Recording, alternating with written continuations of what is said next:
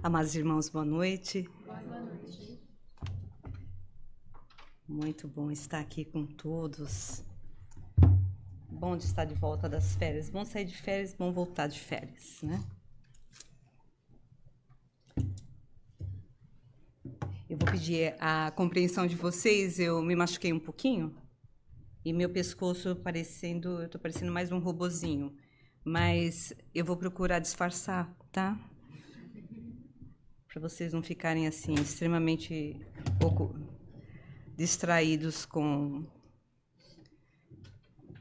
a minha performance.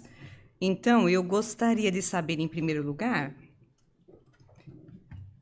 quem não assistiu à primeira palestra referente ao livro Nas Voragens do Pecado. Quem não assistiu? Ok, todo mundo. Quem não assistiu à segunda palestra? A sala inteira. Uau, ok. Que bom, né? Que bom que a gente procura trazer algum sumário, algum resumo da história.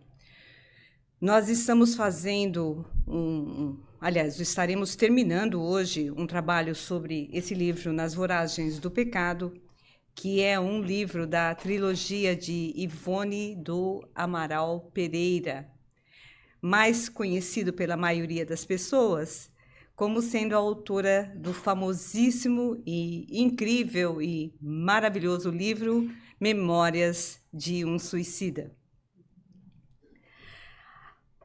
O livro faz parte de uma trilogia, é uma história que se divide em 3 partes, daí a trilogia, começando pelo livro Nas Voragens do Pecado, seguindo para o Cavaleiro de Lumières e não é na Grã-Bretanha, mas é na Bretanha, alguma coisa Bretanha. Desculpem, realmente esqueci o nome do terceiro livro. Não vem ao caso, porque nós não vamos falar sobre ele de toda forma, mas, eventualmente, nós voltaremos a ele. A história desse livro, Nas Voragens do Pecado, é absolutamente dramática. Eu não poderia comparar de melhor forma, dizendo que não é equivalente a uma novela das novelas famosas do Brasil, das 8 horas da noite, da Globo.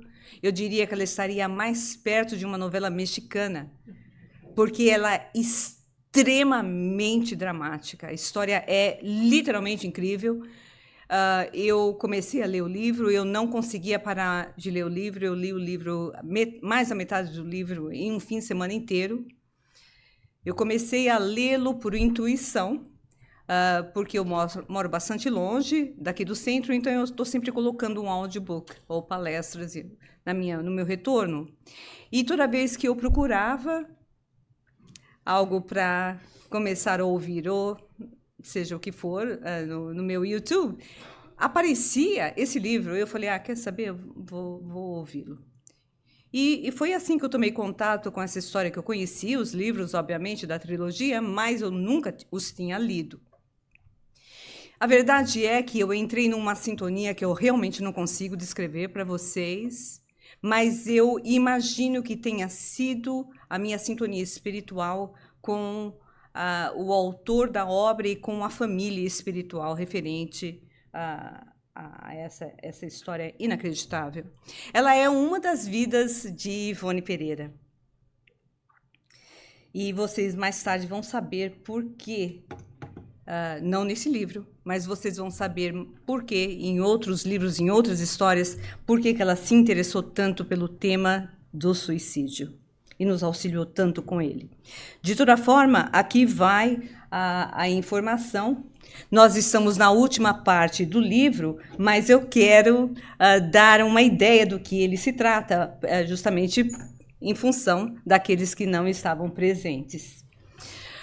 O livro tem como personagem principal o maior perseguidor dos protestantes luteranos, da reforma luterana da Idade Média, no meio da Idade Média. São 4 as personagens principais, eu vou apresentá-las para vocês daqui a pouquinho, mas, por incrível que pareça, uma das personagens principais é justamente a famosíssima e impressionante rainha da França, no século XVIII, mãe do rei Carlos IX, mas ela é que realmente quem mandava, Caterina de Médicis. Então, quem já teve a oportunidade de ir à França, ir a Paris, foi ao Museu do Louvre, que faz parte do Palácio do Louvre, que foi o palácio, foi um dos palácios, né, habitados, foi um palácio habitado por um dos grandes governantes da França da Idade Média. Então, nós estamos aqui na França do século XVI, no auge da perseguição aos luteranos. A reforma luterana tinha se iniciado na Alemanha, ela estava tomando força total na Europa, e a França tinha interesses de toda ordem. A França, na época, era essencialmente católica. Nós estamos nos referindo aí a uma época da Igreja Romana completamente distante da que nós temos atualmente, mas uma igreja que dominou praticamente a Idade Média inteira, de forma exercendo a política em nome da religião.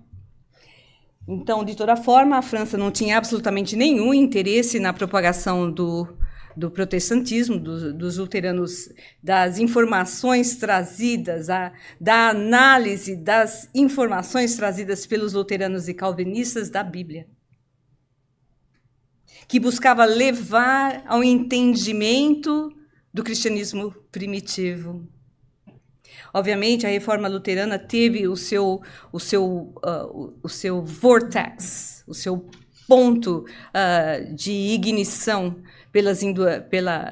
pelo auge da venda das indulgências, como compra da salvação da alma pela Igreja Católica. Muito bem, na época da Idade Média, então nós temos aqui os principais personagens desse livro. Louis de Narbonne, que foi o grande atuante em nome da rainha Caterina de Médicis. Essa moça que vocês já vão entender a presença dela, Ruth Carolina Bittencourt de la Chapelle, e a futura ex-cunhada dela, quase que foi cunhada dela, a moça Otília de Louvigny, que pertencia à altíssima sociedade da época.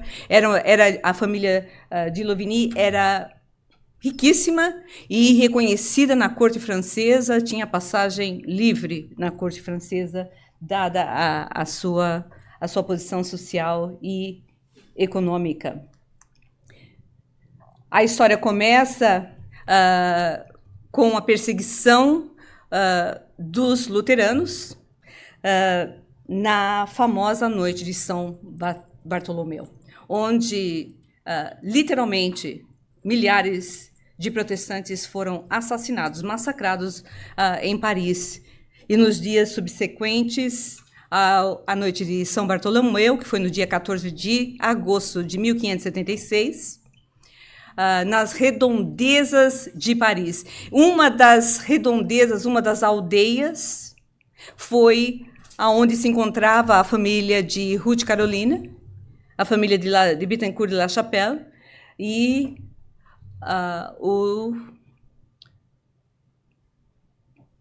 o mandado pela rainha Caterina de Médicis foi atrás de todos que poderiam encontrar como luteranos e acabar com todos, e foi até ao castelo da família de Bittencourt de la Chapelle, que era uma família de uma nobreza não apenas social, mas espiritual. Luteranos puros, de uma vivência muito de uma fidalguia espiritual. Discretos, auxiliando toda a comunidade em volta, não importa, era luterano, ele foi atrás e massacrou a família inteira. A história, essa parte da história não há como reproduzir para vocês, apenas fica a informação, quem sabe, despertando o interesse de vocês de ler esse livro impressionante ou ouvi-lo em forma de audiobook, sabendo que o audiobook dele está incompleto. Quando você está chegando no final do capítulo, eles te deixam em suspense e faz você ir para o seu iPad ou para o seu livro. Eu brinquei com o público quando eu apresentei essa palestra. Eu não conseguia deixar de ler o livro. Eu chegava em casa, eu dormia em cima do meu iPad. 1h da manhã estava eu lá com o iPad em cima de mim, com o meu osso em cima do iPad, porque eu não conseguia parar de ouvir a história. E a Catarina de Médici era o quê? Católica? Católica, rainha católica. A França era Era uma vingança. Não era literalmente uma vingança, era uma perseguição político-religiosa dos franceses católicos, porque eles não tinham absolutamente nenhum interesse que a religião luterana prosperasse na Europa. Mas já havia prosperado na Alemanha, e a Alemanha era como um vale salvador dos luteranos, né? Então, muitos luteranos, frente a essas perseguições, eles literalmente fugiram para as regiões da Alemanha antiga, da Baviera e todos os outros, todas as áreas alemãs, né, sob domínio alemão. Muito bem. A família inteira foi massacrada, com exceção da moça, uma menina, na realidade, 16 anos. Ela foi poupada, ela foi levada pelos pais, pelo pai e pelo irmão mais velho, para o castelo da Otília de Louvigny. Ela ficou lá e foi... essa moça, Otília de Louvigny, ia ser a esposa do filho primogênito, o conde Carlos Felipe II, que é o mentor espiritual dessa família, que é um espírito de uma hierarquia, de uma influência, a beleza de uma influência na vida de todos que eu conhecia. Ele era médico, mas como luterano, ele, na realidade, já estava se colocando com o que nós poderíamos reconhecer hoje como sendo um pastor luterano. E ele estava encarregado da educação religiosa e espiritual da menor filha dessa família com 6 filhos, que era a nossa Ruth Carolina. A verdade é que, quando a família foi massacrada, a Ruth estava no castelo da Otília. A Otília estava com uma doença muito grave, ela acabou piorando por completo. Estando à beira da morte, ela fez a Ruth Carolina jurar com a mão em cima da Bíblia que ela iria perpetrar uma vingança até acabar com o famoso capitão da fé, que era Louis de Narbonne, que foi o encarregado do massacre da noite de São Bartolomeu e que massacrou toda a família. Então, nós temos aí esse rapaz galante que realmente foi o responsável pela morte de milhares de pessoas numa noite só. Milhares de pessoas. Não houve absolutamente um luterano existente na cidade de Paris de conhecimento que não tenha sido assassinado de forma cruel. A família inteira, crianças, todo mundo. Você fala, nossa, que alma terrível, não é? Mas, na realidade, nós vamos, pela obra, reconhecer que ele era um fanático religioso. Não era necessariamente uma pessoa má.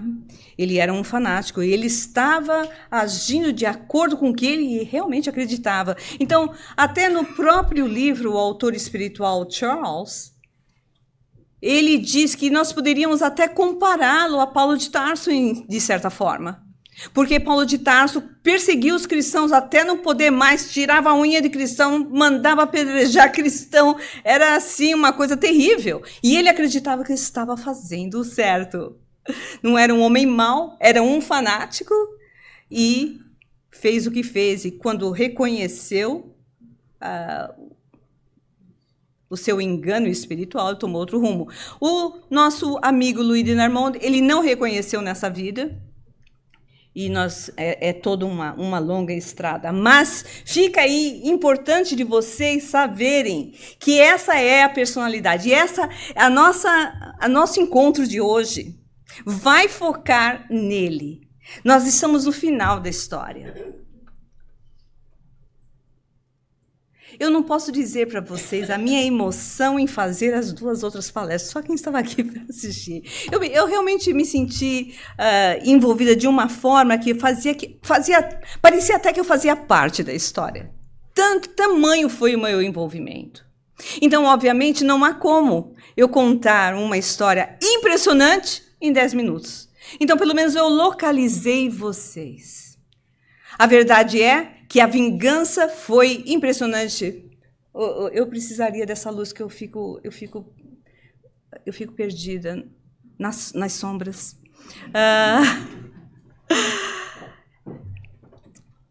Mas a história é em função da incapacidade de duas mulheres passando por uma provação expiatória inacreditável, de uma crueldade, perdendo toda a família, literalmente sendo massacrada, a família inteira.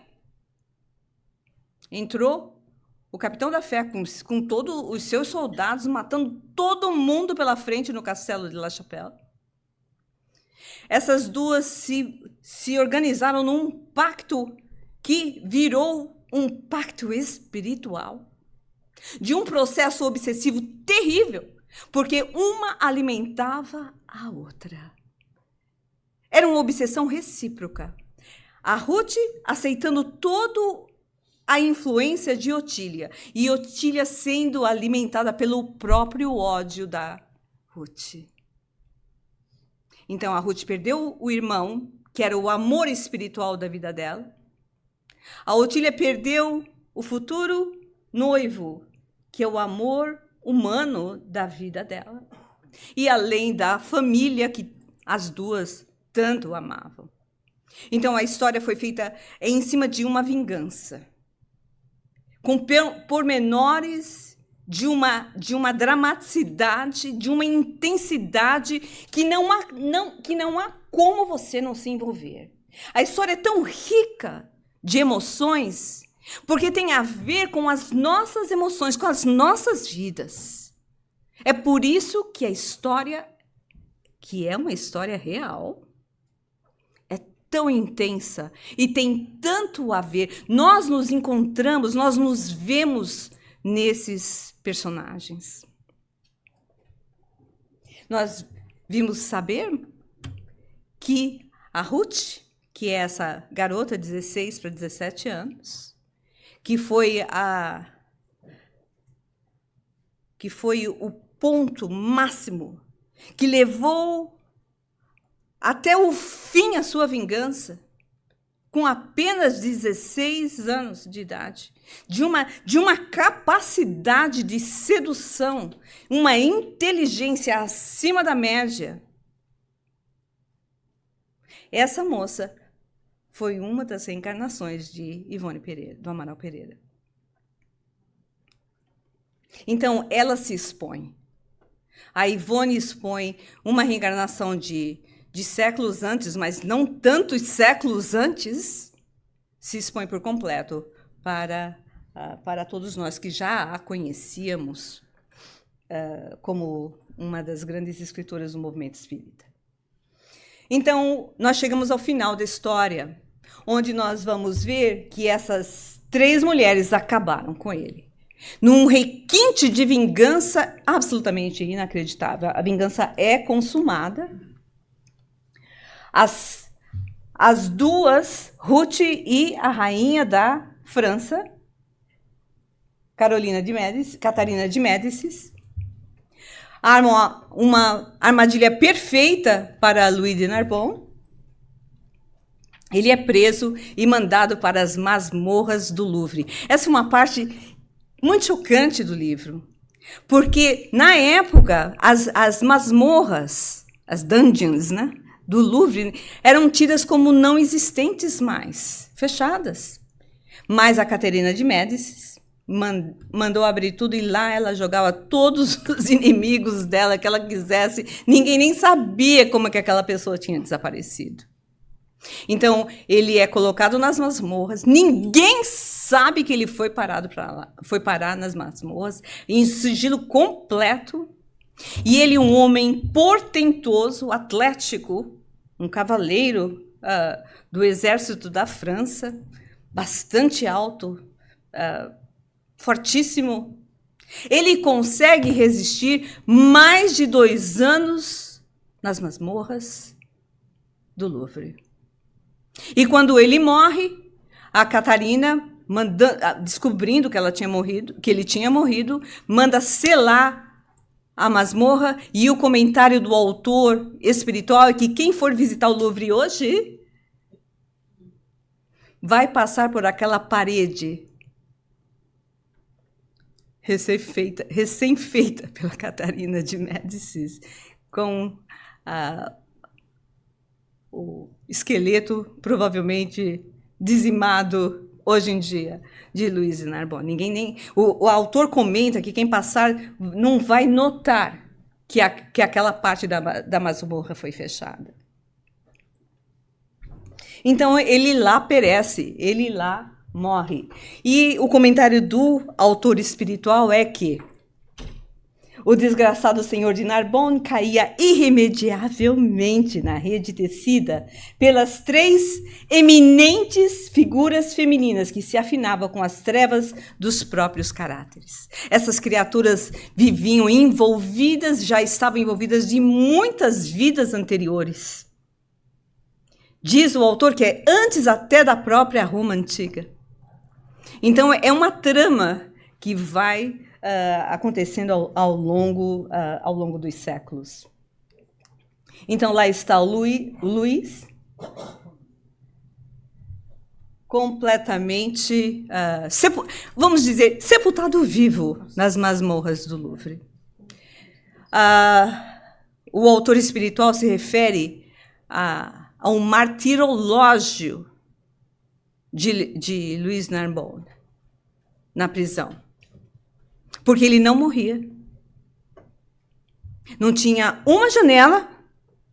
Ele comia pão mofado com um pouco de água e mesmo assim ele durou 2 anos. E o comentário do autor também é que as pessoas que para lá iam para as masmorras do Louvre não duravam meses. E já depois do 1º e 2º mês a pessoa já enlouquecia. E o Luís ficou lá por mais de 2 anos nesse lugar. Muito bem. A verdade é que quando ele foi preso, ele não estava acreditando no que estava acontecendo. Porque foi uma armadilha, foi uma coisa... Foi uma arquitetura de um plano maligno. Das 3, uma no plano espiritual, que é a obsessora Otília, que conseguiram colocá-lo lá. Ele não estava acreditando no que tinha acontecido. Ele tinha... Eu não vou conseguir contar a história para vocês. O Luís tinha se casado com a Ruth. A Ruth arranjou um jeito de seduzi-lo. Ele não sabia que ela era a filha da família que ele tinha massacrado. E foi assim que ele, apaixonadíssimo por ela, enlouquecido de amor por ela, acabou nas masmorras do Louvre pelas mãos dela. O autor comenta que ele, sem acreditar no que estava acontecendo, ele começava a viver o começo da sua expiação dos dias malsinados de São Bartolomeu, da matança dos luteranos. Ele entra num processo expiatório que realmente envolveu séculos. Hoje é dia 14 de agosto? Uau, 14 de agosto. E eu que não consegui dormir a noite toda. Interessante, 14 de agosto de 1572. Quanto tempo faz isso? Gente, dessa noite de São Bartolomeu, todos os soldados envolvidos, todas as pessoas da corte envolvidas, o autor espiritual comenta que aquele episódio, aquela tragédia, repercutiu nos séculos por vindouros em tragédias coletivas que se repetiram. Porque, veja, ali no meio daqueles soldados que estavam cumprindo ordens, é o que a gente chama da obsessão coletiva, eles enlouquecidos de perversidade. Então, na realidade, a gente viu desastres coletivos como consequência dessa experiência da matança de milhares de pessoas numa noite só. A verdade é que, enquanto ele estava sendo... Olha só, eu vou agora transportar vocês, vou trabalhar duas histórias ao mesmo tempo.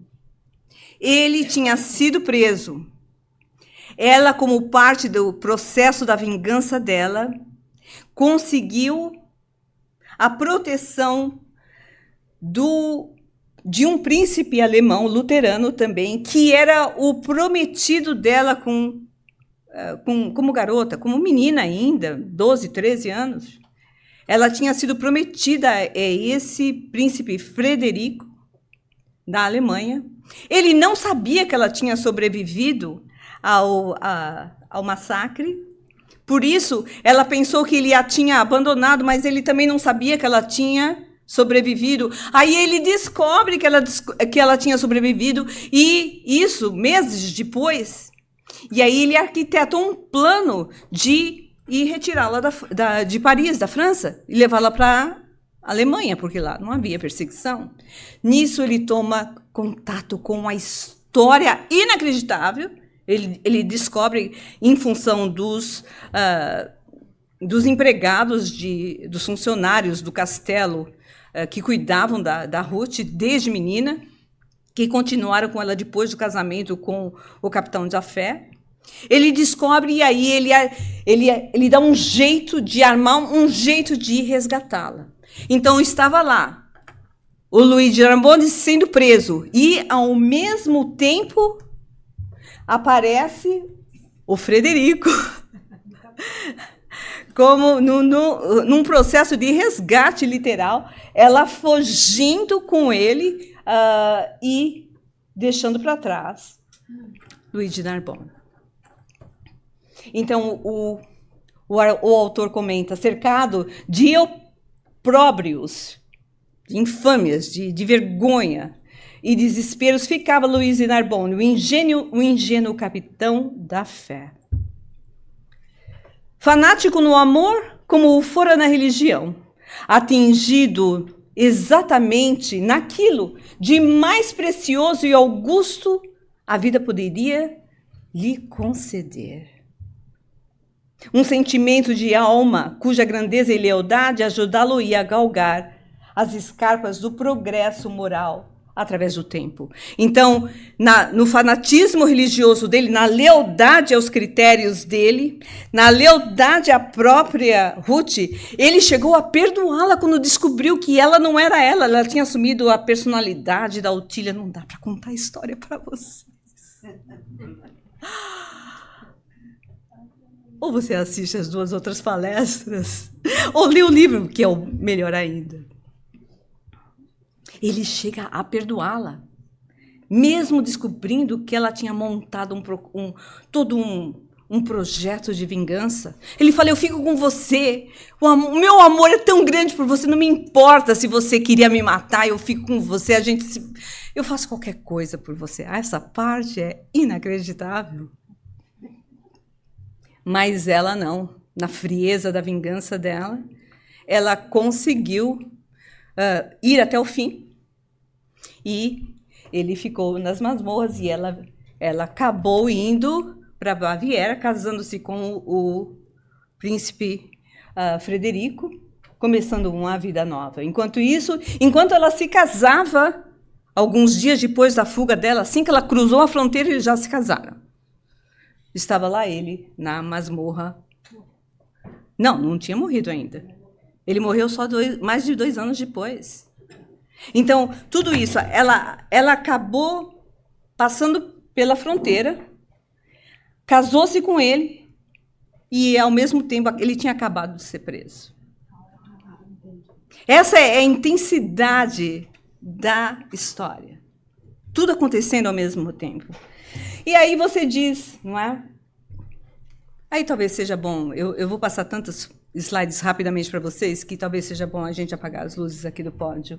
Eu vou ficar nas sombras para que vocês enxerguem a luz. Muito bem, aí você fala, bom, final feliz. Final feliz, ela fugiu com o príncipe no meio dessa história absurda. A Catarina descobriu que ela tinha sido enganada por uma menina de 16 anos. Aí mandou empreender um processo setou uma vigília toda atrás dela e falou, quer saber? Deixa ela para lá. Ela é muito inteligente, vou fazer de conta que eu não vi nada. Essa menina conseguiu enganar a rainha Catarina de Médicis, da França. Aí você fala, nossa, numa capacidade inacreditável, nessa inteligência impressionante dessa moça, ela tinha tudo para ser feliz. Mas não é isso que acontece. Ela acaba caindo num processo de depressão profunda, porque aí, vocês não vão acreditar, ela descobre que tinha se apaixonado pelo capitão da fé. Não. Sim. Ela descobre que tinha se apaixonado por ele. Aí ela enlouquece de dor, de remorso.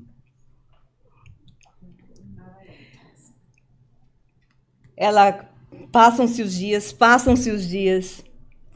O autor faz um comentário aqui que eu gostaria realmente de ler, porque é muito intenso.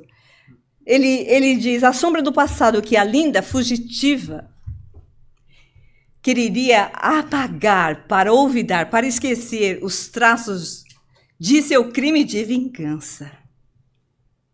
Voltar-se-ia contra ela própria, enredando seu destino através dos séculos pelas leis das encarnações.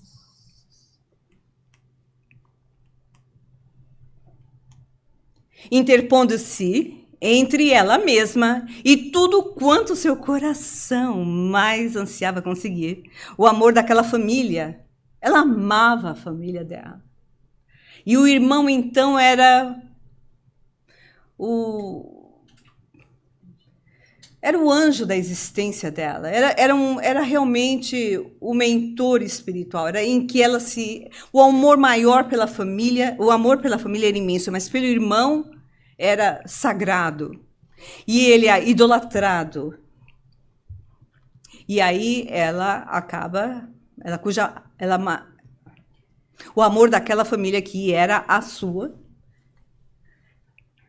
cuja morte ela vingava com uma perfídia inominável, a terna convivência daquele irmão Carlos Felipe, o seu segundo pai, cuja ausência de suas futuras existências planetárias, ela própria acabava de aprofundar com desrespeito às leis do perdão, com a traição infligida àquele desgraçado Luigi Narbonne, que bem deveria merecer a sua comiseração pelo muito que a havia amado. Mesmo ela percebendo e sabendo, mesmo depois que ele descobriu todo o plano de vingança e disse, eu te perdoo, eu vou com você até o fim, desde que você não me deixe. Mas mesmo ele se postando aos pés dela, ela não perdoou e foi até o final com a vingança. E o sonho dela era se reunir com a família. Depois nós vamos ver isso, né? O sonho dela depois, já no plano espiritual, era se reunir com a família. E nós vamos descobrir, e eu já vou adiantando um pouco da história para vocês, que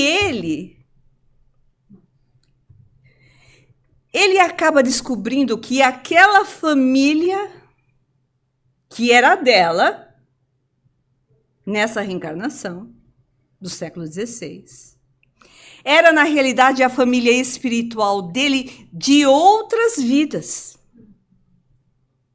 E as crianças que tinham sido mortas por ele na família, os mais novos, as crianças mais novas, ele acaba descobrindo que tinham sido filhos dele.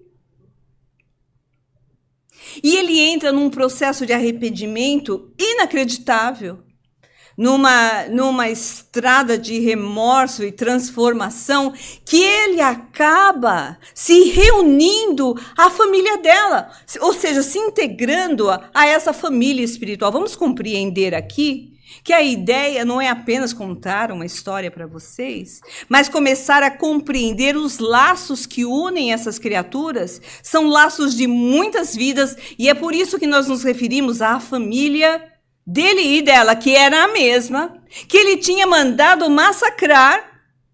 Ele se arrepende, ele acaba se reunindo à família no plano espiritual, e ela não. E ela não se conforma. Ela não se conforma. Quando os dois já se encontram no plano espiritual, ela enlouquece de saber que ele já podia se encontrar com todos os demais. O Carlos Felipe, que era o mentor espiritual, já estava em outra esfera, mas a família continuava querendo auxiliar todo aquele grupo de pessoas, que tinham mais pessoas envolvidas nesse projeto de reencarnação redentora, a qual faliram. Então, nós vamos ver aqui nessa história um processo mútuo de alimentação realmente recíproca de obsessão, onde a Otília chega a dizer para o capitão da fé: havia momentos da vida da Ruth que ela era um verdadeiro robô nas minhas mãos. Ela fazia exatamente o que eu queria. O plano traçado, eu fiz com que ela jurasse, mas o plano, eu fui dando as ideias para ela. Então, ela tinha, sim, aquela inteligência genial, mas por trás da inteligência genial dela existia outra com um IQ também superior, arquitetando esse projeto de vingança. Esses três se entrelaçam numa malha reencarnatória de dramas após dramas. E aqui eu faço questão de remeter, porque obviamente nós não teremos tempo, ao cuidado que o autor espiritual teve de descrever a personalidade de Catarina de Médicis. E ele vai assim, 3, 4 páginas do livro descrevendo, e ele chega a dizer: essa mulher de personalidade magnífica, embora execrável, com todas as suas qualidades de liderança, com a sua capacidade inacreditável de governante, com a sua inteligência política indiscutível, ela um dia se transformará e será um espírito de luz, levando à frente multidões. Então ele tem o cuidado, ele descreve que não há como nós nos remetermos as características que ele descreve da rainha, mas ela era uma rainha perversa.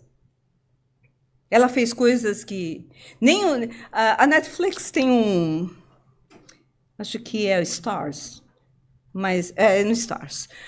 Tem um filme muito recente, fala assim, The Serpent Queen, a rainha serpente. Mas eu assisti o filme, mas não chega nem aos pés da descrição da personalidade da rainha.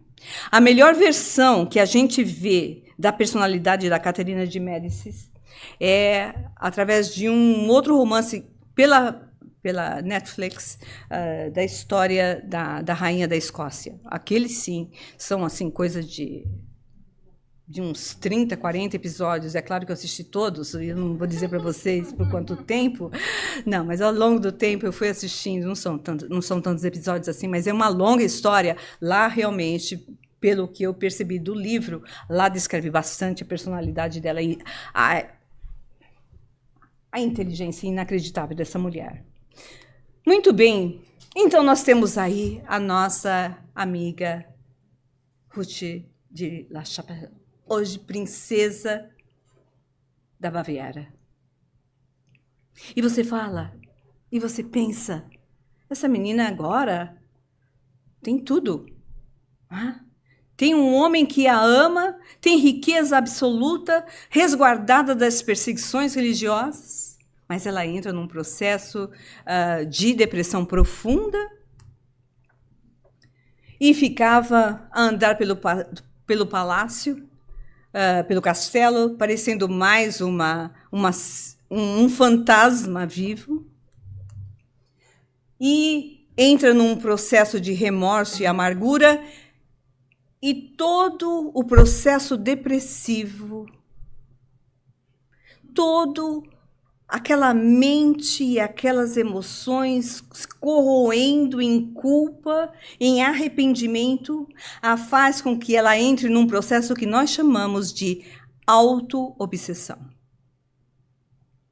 A pessoa se arrepende, entra num processo de culpa profundo, ela se arrepende, ou melhor, a pessoa ela se arrepende, mas não é um arrependimento sadio, onde a pessoa procura fazer com que se transforme, procura retificar. Não, ela se volta para si mesma, num processo amargo de se consumindo intimamente, que vai repercutir em séculos. É um processo de culpa, que nós ouvimos tanto na psicanálise, onde as pessoas dizem que não sabem por que se sentem culpadas de algo. E aquilo é como uma das causas do processo depressivo em que as pessoas entram. Então, nós vemos nesse livro o começo de um processo de autodepressão que repercute em outras existências dela, onde ela se consome na culpa. Então, ela não tem outro espírito por fora provocando o processo de desequilíbrio. É o espírito dela contra quem? Contra ela mesma. Então, o que nós aprendemos que existe nos processos de obsessão, que é uma perseguição? Veja, existe uma enorme diferença de um processo obsessivo e uma perturbação espiritual. A perturbação espiritual é quando você baixa a sua vibração, alimentando pensamentos inadequados, fazendo coisas mais inadequadas ainda, e você entra num processo de perturbação porque você se afiniza com entidades que estão fazendo o que você faz e que gostam do que você faz. Mas a perturbação espiritual, ela tende a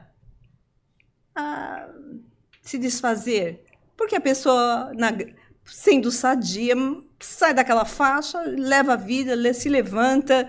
Nós aqui temos o recurso das assistências espirituais, saímos da faixa, recebemos a proteção espiritual, a assistência espiritual magnética, você sai daquele padrão e melhora.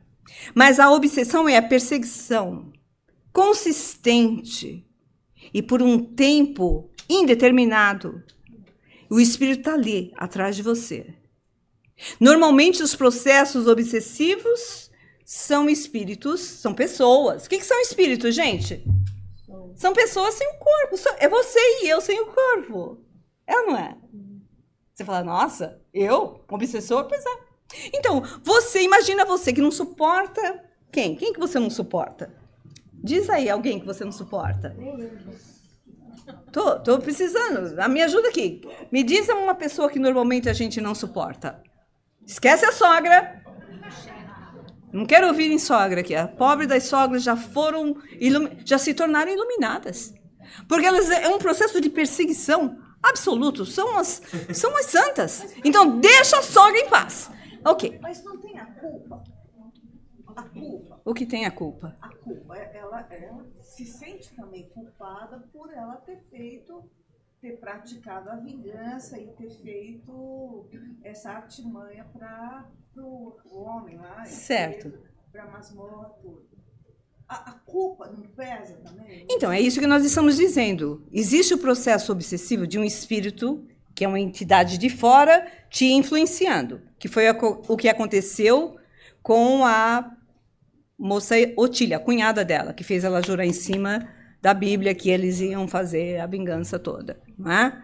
Então, a Otília se tornou uma obsessora da Ruth e do Luís de Narbonne. A gente vai ver depois. Mas a Ruth, entrando nesse processo de culpa, ela tornou-se uma obsessora de si própria. E é por isso que nós dizemos que ela entrou num processo de auto-obsessão.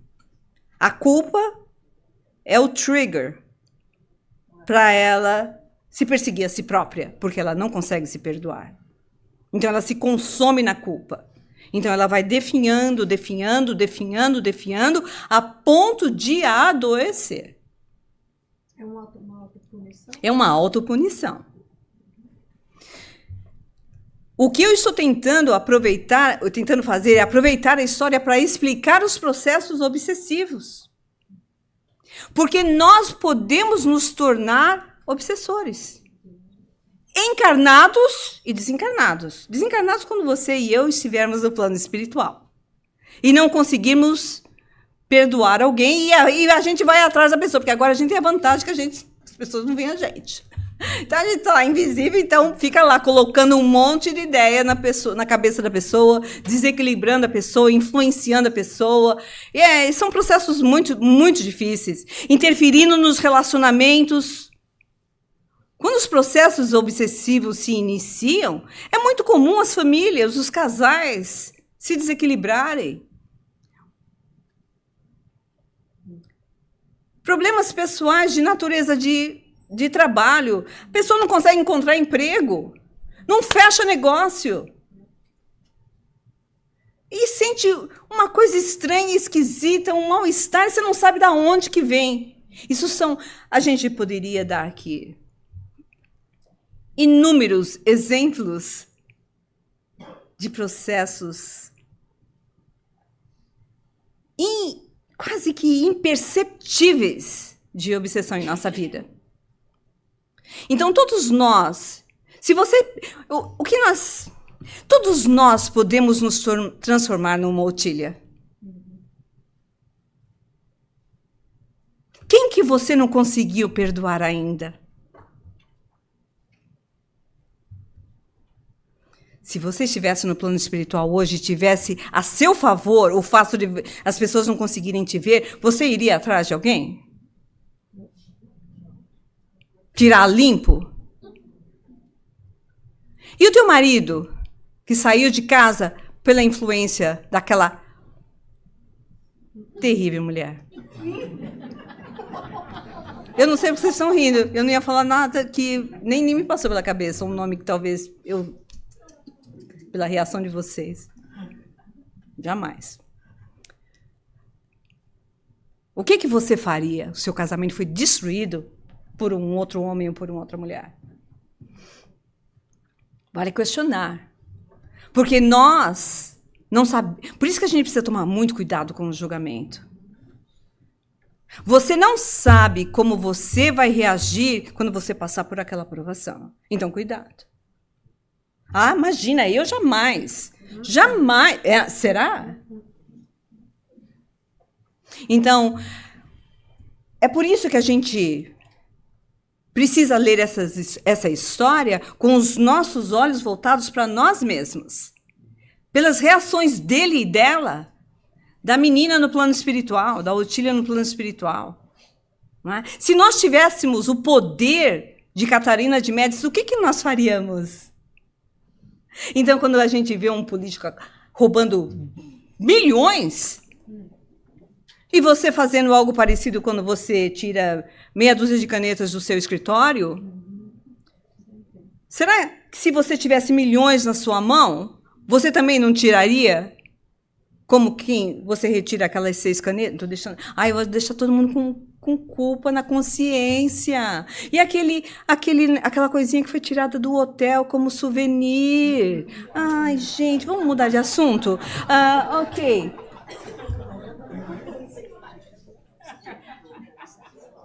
A verdade é que ela vai definhando.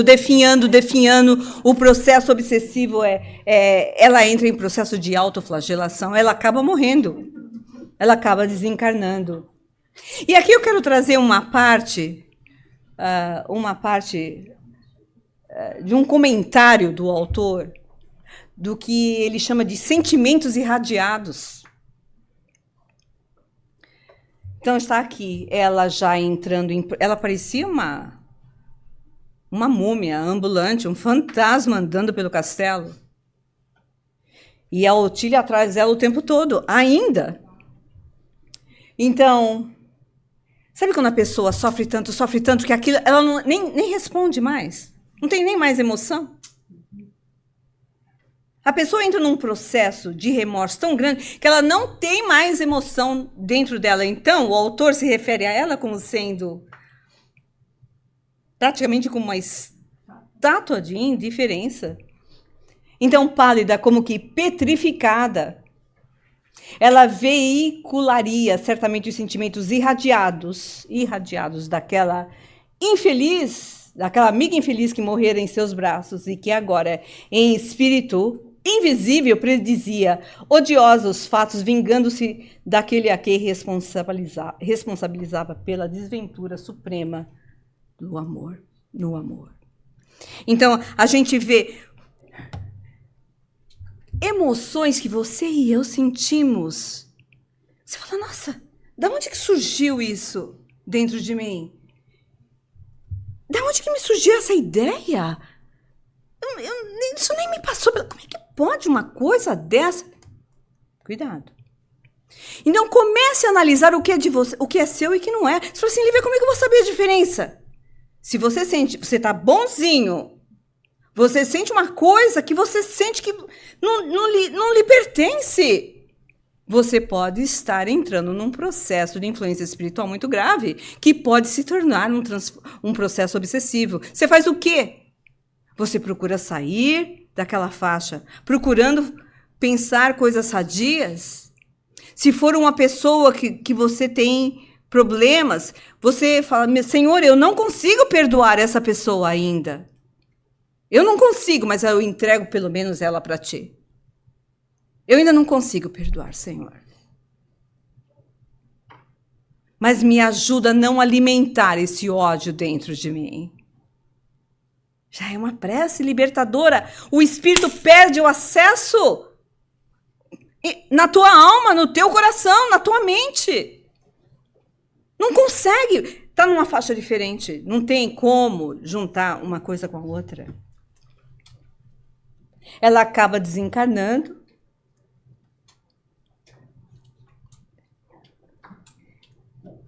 Nesse processo terrível de autoobsessão que eu comentei com vocês. E agora vem uma parte que, se eu puder terminar esse nosso encontro, tem mais coisa. Eu pensei que eu ia conseguir falar tudo, mas quando eu vi que a sala não tinha ouvido a história, eu tive de contar um pouco da história, senão não ia fazer sentido para vocês. Sinal que a saga continua. Não, mas a forma que eu vou abordar isso da próxima... Se é que eu vou abordar. Vocês querem ouvir o final?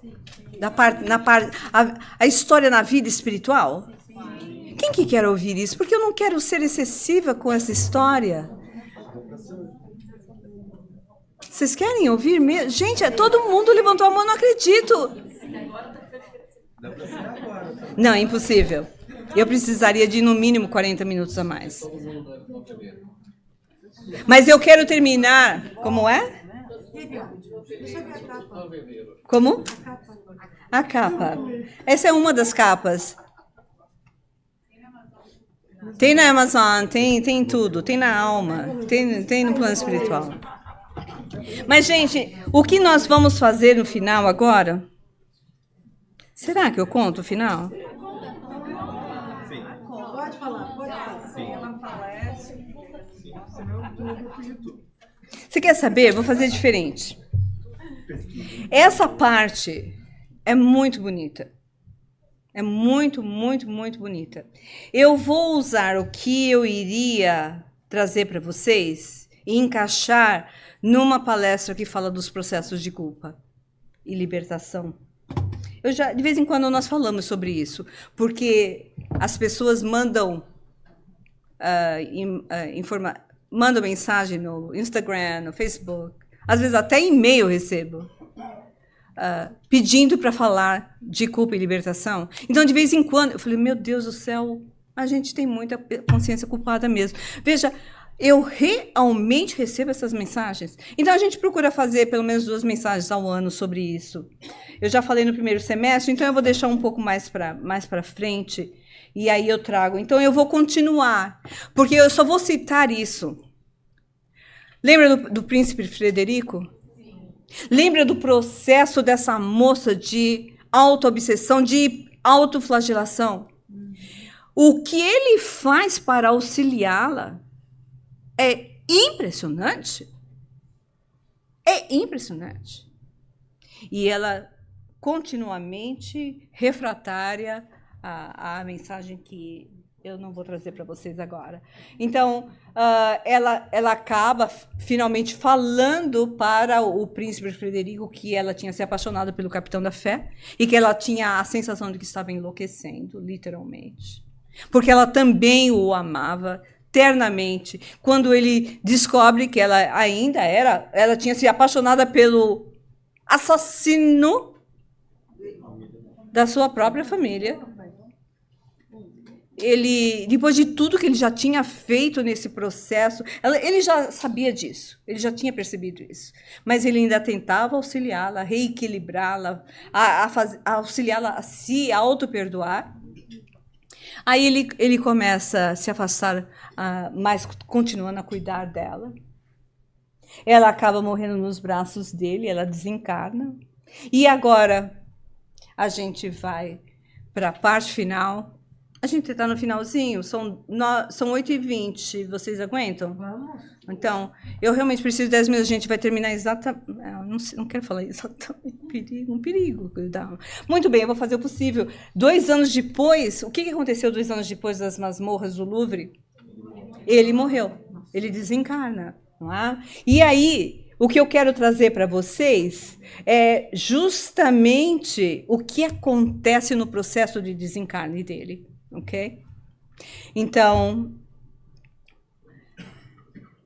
perto da morte, quando ele sentiu que ele estava para desencarnar, nós falamos em uma outra palestra o que acontece no processo de desencarne, que eu realmente convido vocês a ver, a ler no Livro dos Espíritos, como se processa o desencarne. Você vai sentir ou não dor na hora do desencarne?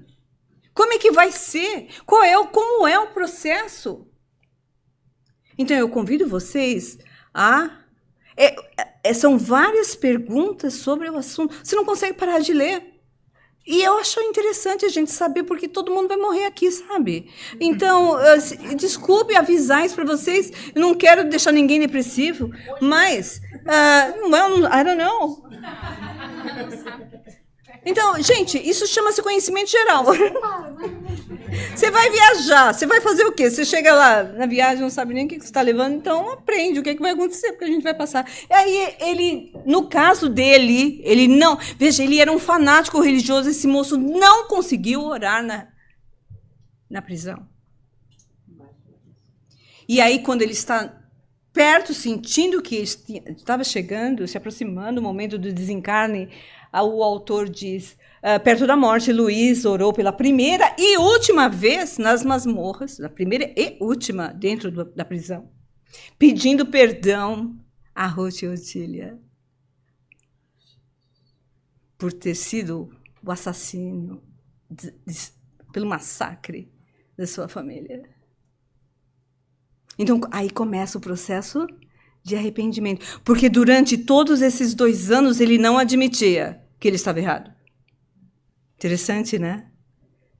É por isso que os mentores nos dizem que, infelizmente, às vezes só uma dor suprema consegue envergar, dobrar um espírito enrijecido.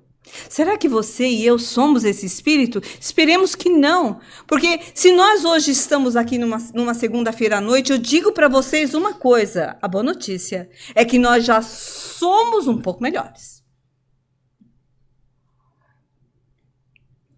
Nós já estamos procurando algo melhor, sim ou não? Sim. Aliás, pergunta para a pessoa do lado dela. Você está procurando alguma coisa melhor na sua vida? Gente! O que eu não faço para acordar o pessoal? O que eu não faço para acordar vocês no final da palestra? Gente, eu sei que é interessante, mas é 1 hora de palestra, então não há como não cansar. Por isso que eu faço de vez em quando essas brincadeiras, ok? São bem intencionadas. Mas é gostoso, não é? Então, o autor Charles nos diz: essa foi a sua única oração desde que entrara para o cárcere e os últimos pensamentos que conseguiu coordenar, porque ele começa a se entrar no processo de agonia. Depois sobreveio como que um invencível e pesado sono durante o qual ele se agitava, revendo a sua própria vida. Então, ninguém vai dizer que o seu desencarne vai ser penoso, mas esse processo de flashback, revendo a vida em questão de segundos, é descrito praticamente em todos os processos de desencarne, desde que a pessoa esteja consciente, né? E aí ele entra numa sonolência profunda, começou a se sentir vagar no vácuo, começou a ter visões e gritos e gemidos na noite de São Bartolomeu e de repente caiu numa inconsciência total. E despertou depois, lentamente, ele despertou depois. Por quê? Porque aí ele já tinha morrido, mas ele não sabia. Então ele despertou depois, ainda sentindo as mesmas dores, e ele pensa: nossa, mas eu estou sentindo tantas dores. Eu pensei que por um instante, é interessante a gente observar isso, por um instante ele tem consciência que ele estava morrendo. Mas quando ele se vê no plano espiritual, vivinho, ainda sentindo dor, aí ele fica em dúvida. Ele acha que não tinha morrido. Essa parte é muito interessante.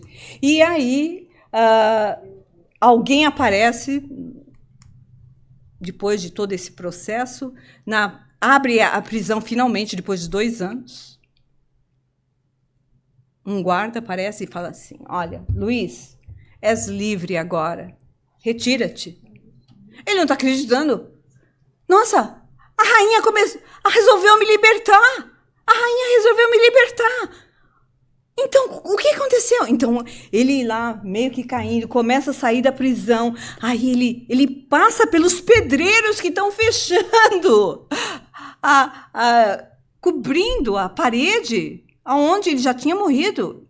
Ele pergunta: o que está acontecendo aqui? Eu estou conseguindo sair, vocês estão fechando. O que está acontecendo? Ele fala com as pessoas, ninguém responde para ele. Ele fala assim: não, e de repente me mandam prender de novo, deixa eu sair daqui. Aí ele vê uma luzinha, lá no final ele começa a seguir a luz. Então é a luz puxando ele fora daquele ambiente onde ele se encontrava, de psicosfera terrível. E aí ele começa, ele se olha e se vê um farrapilho, todo um mendigo, todo sujo, apodrecido, com a barba horrorosa. Mas ele, naquela fortaleza impressionante que ainda estava dentro dele, ele falou: quer saber? Eu vou sair daqui. E começou a andar pelo Louvre. E vendo pessoas que ele conhecia. E querendo falar com as pessoas, ninguém respondia para ele. Ele falou: quer saber? Deixa eu ir embora daqui. Deixa eu ir embora daqui. E ele começou a vagar. Ele começou a vagar nas ruas de Paris. E eu vou encurtar a história. Ele vagou no plano espiritual por coisa de 10 anos. Veja, o interessante é que ele não vai para o umbral. Isso é muito interessante na história. Ele não vai para o umbral. Ele fica, é a famosa alma penada. Ele fica andando. Ele ia para todos os lugares que ele conhecia de Paris. A primeira coisa, quando ele saiu do Louvre, ele foi procurar as igrejas. Muito comum os espíritos procurarem as igrejas. Quando a gente entra nas igrejas, gente, sobretudo quando não tem ninguém, faça preces, porque o que a gente tem de informação de que os espíritos procuram o amparo daquele ambiente que eles acreditam que seja um ambiente de proteção, e acaba sendo. Então, é muito comum você entre orando nas igrejas pelas almas que ali se encontram. É muito comum as pessoas entrarem nas igrejas para orar, saírem em processos de depressão, talvez por terem entrado em sintonia com espíritos sofredores ali. Então, entre na igreja pedindo para você se você está sofrendo, mas não esqueça de pedir pelas entidades que certamente ali estão. E a razão dele não ter ido para o umbral?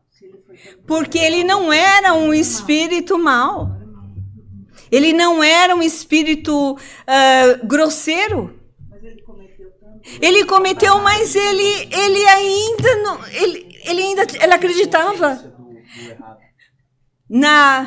no absurdo das ações dele. Ele não era uma entidade que tinha, ele era leal, os empregados o amavam, ele tratava todos bem, ele tinha uma vida correta, ele não era leviano, ele não bebia, não saía com mulher, ele era uma pessoa de uma personalidade correta. Aí ele só matou muita gente, acreditando que estava fazendo melhor. A intenção. Exatamente, a intenção. Ele tinha consciência que estava fazendo certo. E, gente, essa parte é muito interessante, porque a gente vê numa história de Nosso Lar, André Luiz indo direto para o umbral. Mas qual era o estilo de vida de André Luiz? Qual era o estilo do homem André Luiz? Era um homem comum do mundo. Você fala, ai meu Deus, o umbral me espera. Então, cuidado, calma. Ainda há tempo. Aí uma parte interessantíssima é que ele encontrou a Ruth pela primeira vez num castelo, uma residência maravilhosa em Paris, que era o castelo, que era a residência magnífica de Otília de Lavigny. E foi lá que ele a encontrou. Então ele entra. E aí, é uma parte da história que eu preciso passar isso para vocês.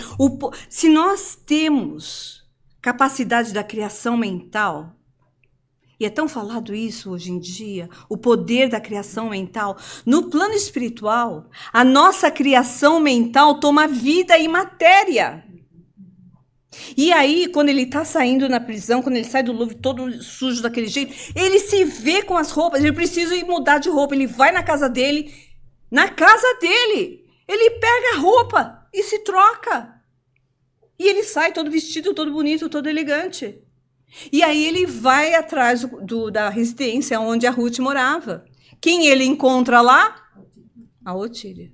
O que você está fazendo aqui, seu desgraçado infernal?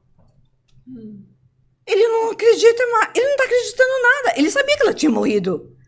Aí ele começa a ficar confuso, porque ele entra lá e vê, ele teve visões da Ruth lá jogando as flores lá do alpendre para ele, na primeira vez que eles se encontraram. Então, é tudo num processo que ele não compreende, mas o poder do pensamento dele constrói situações, mas o encontro com a Ruth, com a Otília é real, e ele sai correndo de lá. Aí ele sai correndo de lá, ele sai de Paris. Ou melhor, ele sai de Paris, ele não sai de Paris, ele não volta nos lugares conhecidos dele, ele começa a vagar pela cidade de Paris.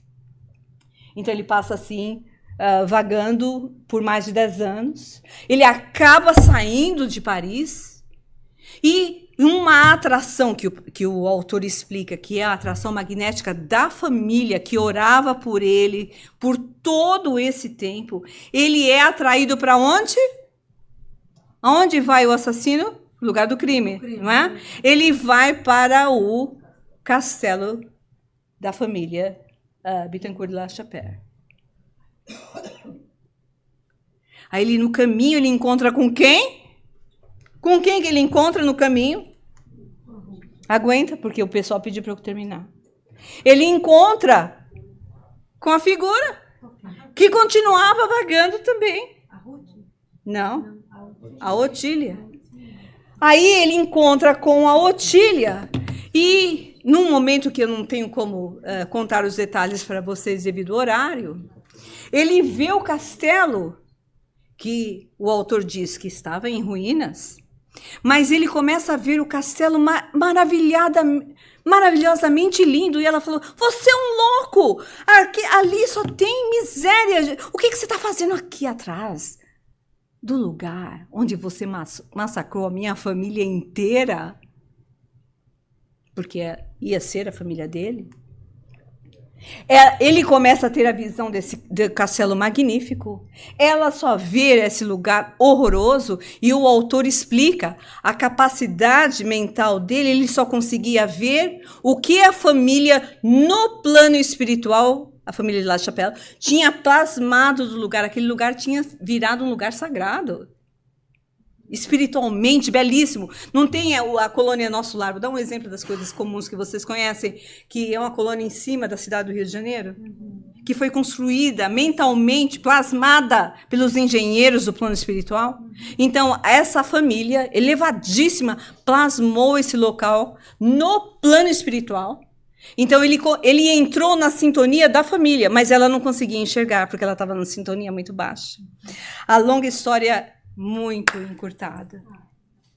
Ele é atraído quando ele diz para ela, você não está vendo o castelo iluminado? Ele fala assim, você é um louco, aí é que agora que eu vou ficar bem longe de você mesmo. Ela sai correndo e ele continua, ele entra num processo, aí sim ele entra num processo de arrependimento verdadeiro e é a primeira vez que ele ora para Deus pedindo perdão. E pedindo auxílio. A primeira vez em 10 anos que ele pede auxílio. E no que ele pede auxílio, o ambiente é aberto, ele entra na sintonia espiritual da colônia, desse castelo plasmado, e estava lá toda a família reunida, é quando ele reconhece a família, a lembrança espiritual dele retorna, a memória espiritual das outras vidas, reconhece a família como sendo a dele, a família o auxilia. O irmão está lá, né, no pódio, fazendo uma prece maravilhosa. E quando o irmão o vê, e ele vê o irmão, quem é esse irmão? É o Carlos Felipe, o mentor espiritual da família. Quando ele entra espiritualmente dentro dessa família, do castelo onde se encontrava reunida no plano espiritual a família, ele vai sendo atraído para o castelo, faço questão de lembrar, atraído pela música que a mãe condessa, a mãe da Carolina, a condessa Carolina, estava tocando na harpa. Ele é atraído achando que era Ruth. E ele vai indo para o castelo e ele descobre a família espiritual dele lá. Essa mulher magnífica é a outra portentosa entidade espiritual que foi mãe dele em outra vida. E o Luiz Larbonne, ele foi filho bastardo do rei da França. Então ele tinha direito ao poder, é por isso que a Carolina de Médici estava atrás dele, para acabar com ele. Tem tanta coisa boa atrás dessa história. E ele nunca teve o carinho da mãe, ele foi criado no mosteiro. E ele fala, eu nunca tive o carinho da mãe, aí ela aparece. E ela cuidou dele no plano espiritual todo esse tempo. E aí, finalmente, quando ela no plano espiritual acaba se reunindo a Luiz Larbonne, ele começou a auxiliar a Ruth Carolina no plano espiritual. Imagine você vocês. Ele começou a auxiliá-la. Junto com a família tinha ficado num plano espiritual maior. A mãe e o pai desceram no plano do Luiz Narbonne e da Carolina para auxiliá-los. E depois, lá de muito tempo, ele se melhorando, ele reencarnou novamente, desencarnou como judeu espanhol nas fogueiras da Espanha. Então, ele já começou a se redimir num processo dolorosíssimo. Ela não queria saber de perdoar ninguém, não se conformava de ele ter acesso à família, ela não. E aí ela finalmente recebe uma carta, que é a famosa Carta Magna, e é aqui que nós terminamos a história, do irmão, que é um mentor de uma outra esfera, que diz para ela o seguinte: minha irmã, ela perdeu a chance de encontrar com o irmão por muito tempo. Ela tinha perdido o merecimento de vê-lo. Ele manda uma carta, a mãe dá a carta para ela dizendo: renasce outra vez sobre a terra, Ruth, porque você não vai a lugar nenhum aqui no plano espiritual. Você precisa reencarnar. Será um estágio não muito longo, porém trabalhoso, rigoroso, no qual expiarás o crime atroz contra Luiz de Narbonne. A traição ao evangelho, o descaso pela própria honra pessoal, a infidelidade a todos os princípios do bem. Ela reencarna e eu deixo vocês com a mensagem do mestre. Quando ele nos lembra que quando nós estamos cansados, sobrecarregados, ele nos diz: vinde a mim, vós que sofreis e estáis sobrecarregados, e eu vos aliviarei. A minha mensagem de amor, de esperança, é o que vai nos aliviar. Aprendei comigo, que sou humilde e manso de coração. E encontrarei descanso para as vossas almas, porque o meu peso é suave e o meu jugo é leve.